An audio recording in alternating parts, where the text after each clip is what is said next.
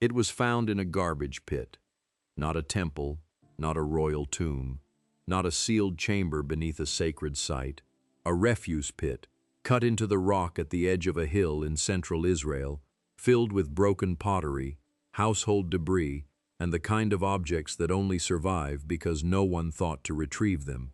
Among all of that, there was a small oval disc, approximately the size of a thumbnail, catching the light in a way that none of the surrounding rubble did. An excavation worker radioed Dr. Koch of Tel Aviv University. Koch later described his reaction simply. He said he found it difficult to believe. The disc was a stamp seal.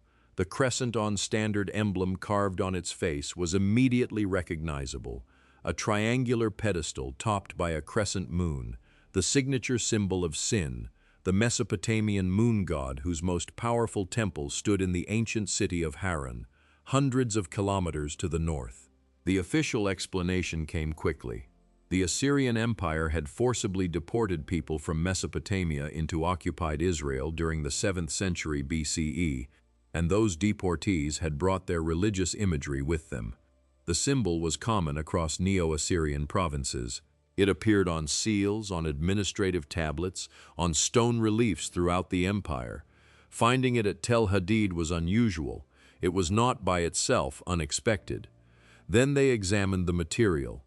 The seal had not been carved from stone, which was standard for the region. It was not faience, not metal, not fired clay. It was nacre, mother of pearl, the iridescent inner layer of a sea mollusk. And the elemental structure of that nacre, its thickness and layering, pointed to one origin, the Indo-Pacific, not the Mediterranean, not the Red Sea, thousands of kilometers away. No other stamp seal made from this material had ever been recovered from the entire southern Levant, not one. And when Koch searched the broader Near Eastern record for any parallel, he found nothing. His own words, "I knew of no parallels." That should have been a curiosity and nothing more, a rare material arriving through long-distance trade networks, an unusual personal object belonging to a displaced Babylonian.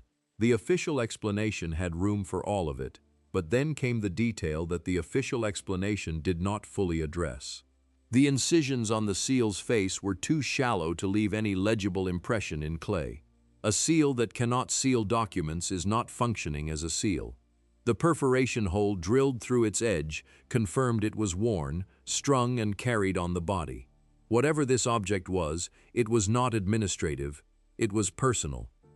Someone chose a material from another ocean, engraved it with the emblem of the god who controlled fate, and wore it against their skin in a city that was no longer their home. The question was not why they brought his symbol there. The question was what they believed he still controlled, even there.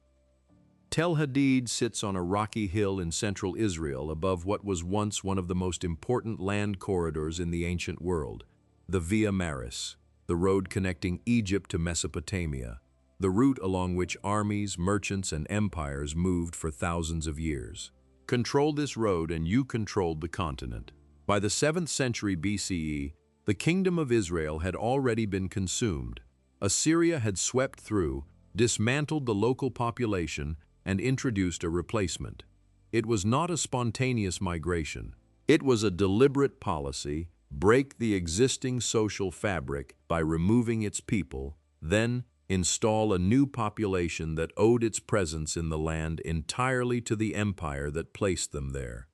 Cuneiform tablets recovered from the site's domestic buildings record land transactions in Akkadian with Babylonian legal formulas. The personal names in those tablets, dated to 698/697 BCE and 664/663 BCE, are not Hebrew. Not one. The people living at Tel Hadid during this period were Babylonians, resettled by an empire that had emptied their homeland to fill someone else's.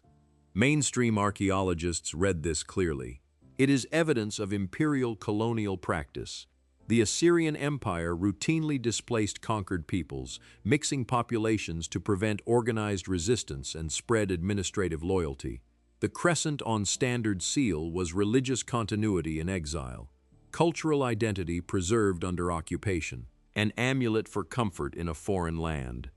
That explanation is reasonable. It may be correct, but it does not explain why the material came from the Indo-Pacific. It does not explain why the incisions were made too shallow to ever function, and it does not explain the figure. Beside the crescent-on-standard carved into the nacre is a second form, triangular, with what the researchers describe using their own careful phrasing as leg-like features. Koch and his colleagues propose that the engraving may have been completed in stages, the two triangular shapes first, then the crescent. Then the figure was added beside the emblem that was already there. Here's the strange part. The figure faces away from the moon symbol. In standard Mesopotamian iconography, the figure positioned beside a divine emblem is a worshipper. Worshippers face the divine. They raise their arms in adoration. They are oriented toward the sacred object, not away from it. The conventional reading holds here. Mainstream scholars read the figure as a worshipper at an altar, and that interpretation remains the accepted one.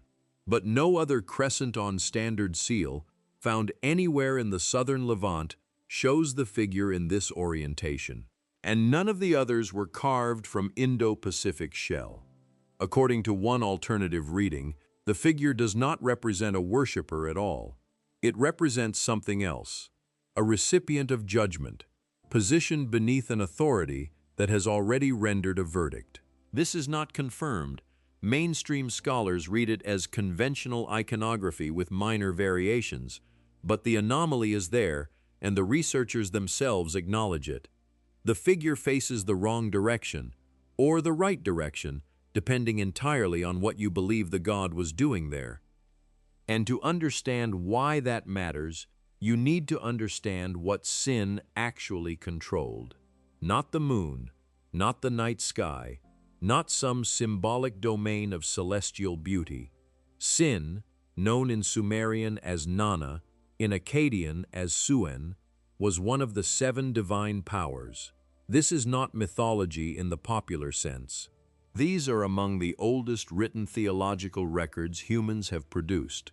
The god lists from Phara, among the earliest systematic documents in cuneiform, place Nana Sin alongside Anu, Enki, Enlil, Inanna, Ninhursag, and Shamash as the 7 entities who decree the fates of gods and mortals.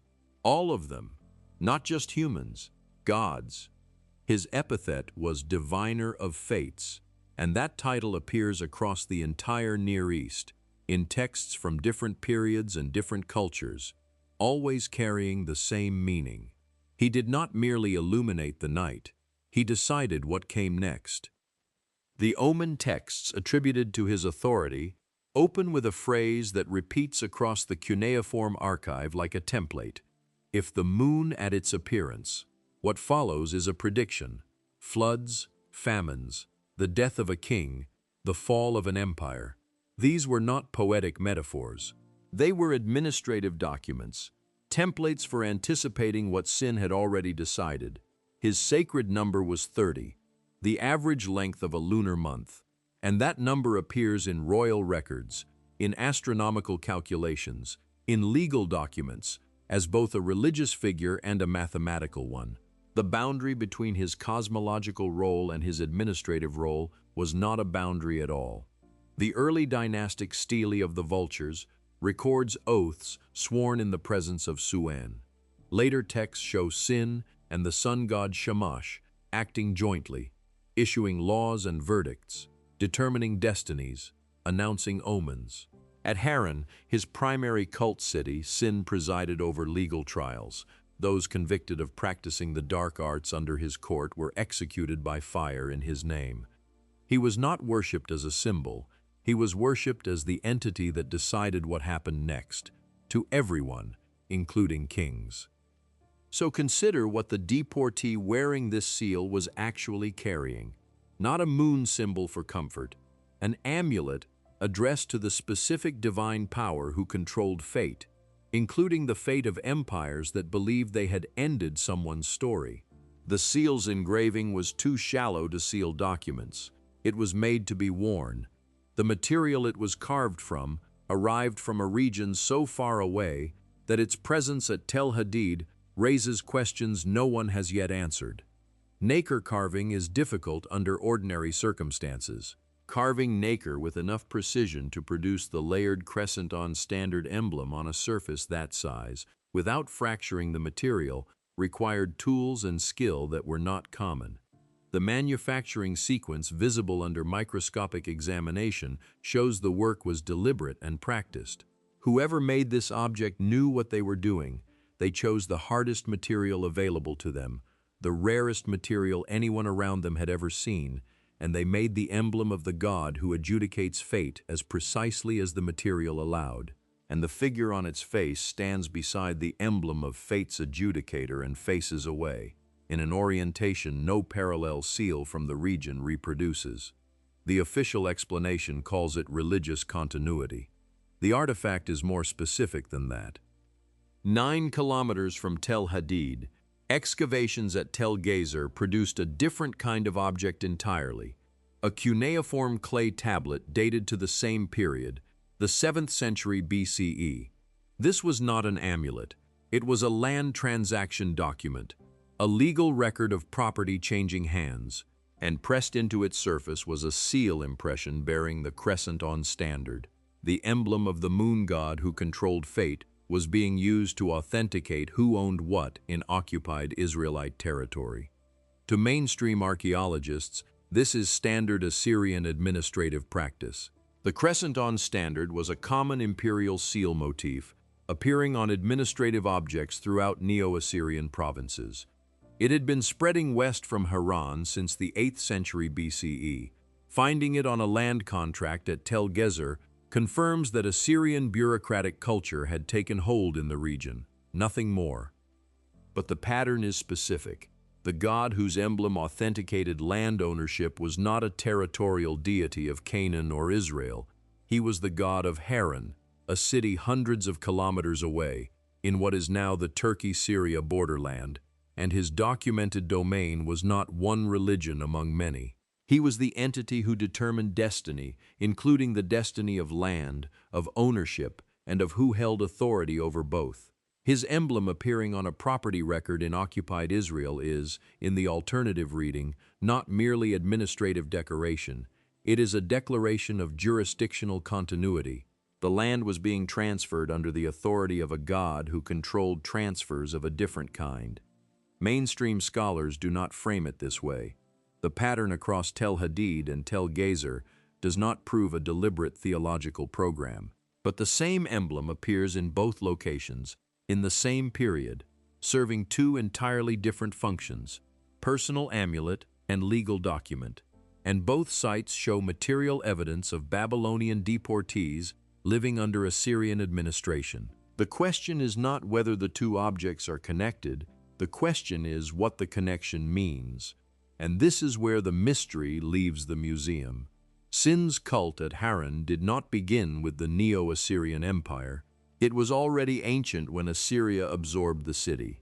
The earliest written records place Nana at the center of the Sumerian pantheon from the period of the 3rd dynasty of around 2100 BCE, one of the most powerful political periods in Mesopotamian history. Enheduanna, the daughter of Sargon of Akkad and the first identified author in recorded history, served as Nana's high priestess at and composed hymns to him that survive to this day.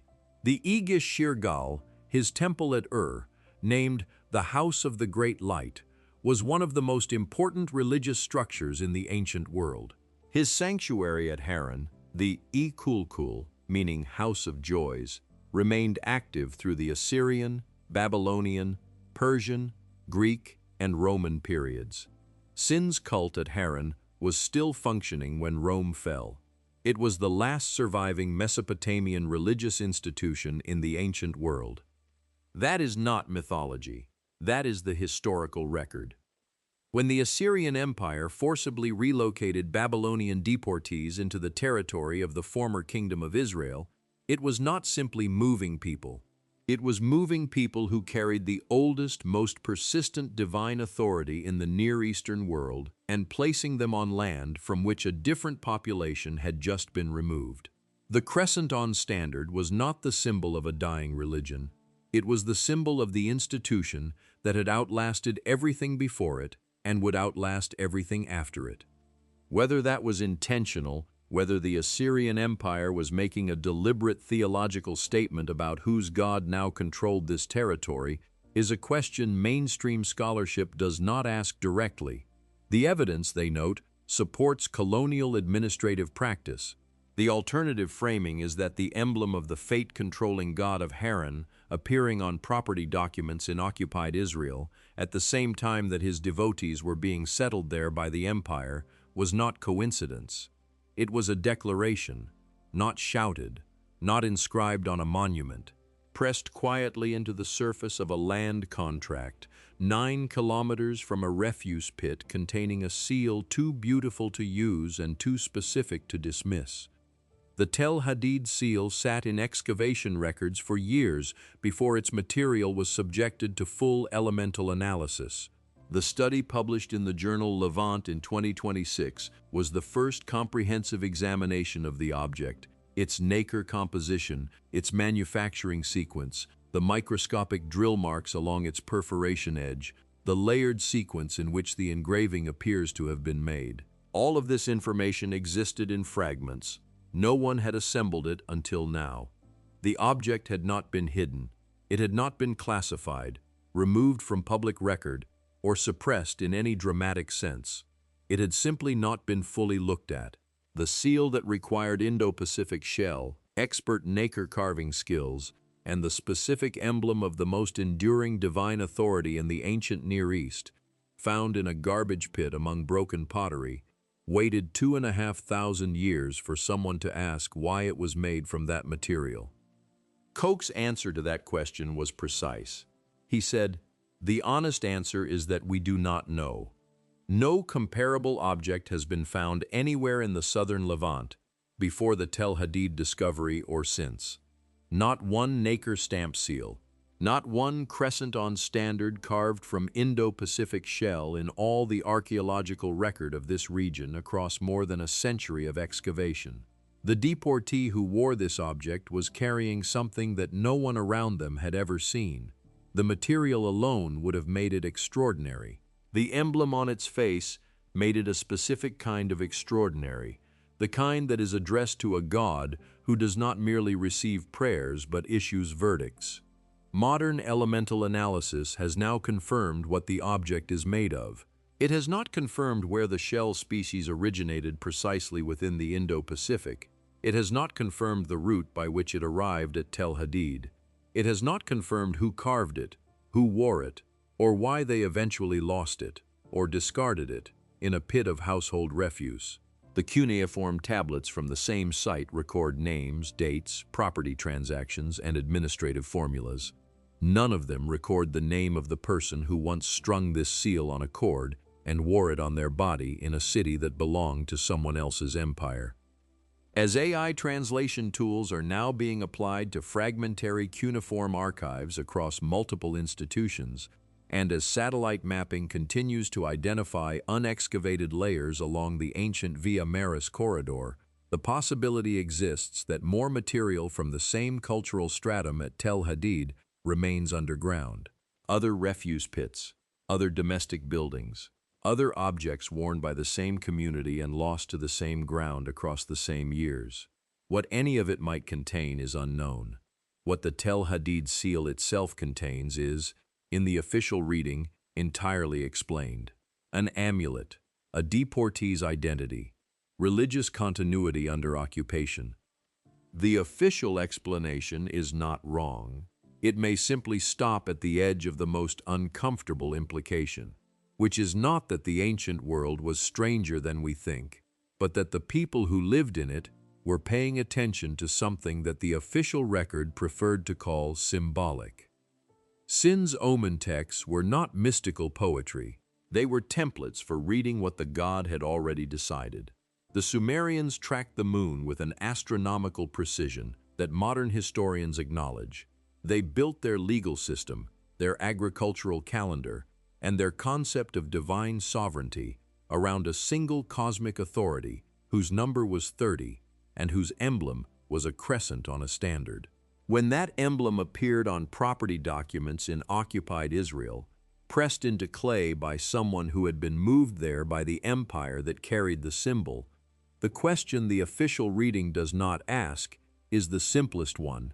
Was this the god, or was this the record of who actually controlled the land? Because the god on that seal did not control night in any poetic sense. He controlled the announcement of what would happen next, to empires, to kings, to fates that had already been decided by an authority no army had yet managed to displace. Someone living in occupied territory, belonging to a people who had been forcibly removed from their own land, chose to wear his emblem on a material no one in that city had ever seen. They did not seal documents with it. They pressed it against their skin. The cult at Harran outlasted the Assyrian Empire that carried the symbol into Israel. It outlasted the Babylonian Empire that replaced Assyria. It outlasted the Persian Empire, the Seleucid Empire, the Roman Empire. The last practitioners were still there when the medieval period began. What they believed sin controlled, and what he was authorized to decide, never changed across all of that time. The seal is currently held in research context. It has been photographed, elemental mapped, and published. The iridescent disc sits under the same kind of lamp that first found it. The crescent mounted on its triangle still visible in the shallow cuts. The figure beside it still facing away from the emblem that controls fate, or toward whatever the emblem was pointing at, depending on how you read the god's jurisdiction. The Sumerians believed Sin did not simply watch the night. They believed he decided what came next, for gods and mortals alike, and that his decisions were final. Someone, stripped of their homeland by the largest empire the ancient world had seen, carved his emblem into a material from another ocean and wore it as the only authority they still trusted. The seal has no inscription. It carries no explanation of what its owner believed it could still do. It never did. It only waited in the ground for 2,500 years, quiet and iridescent, and completely without an answer, which may in the end be exactly what Sin intended.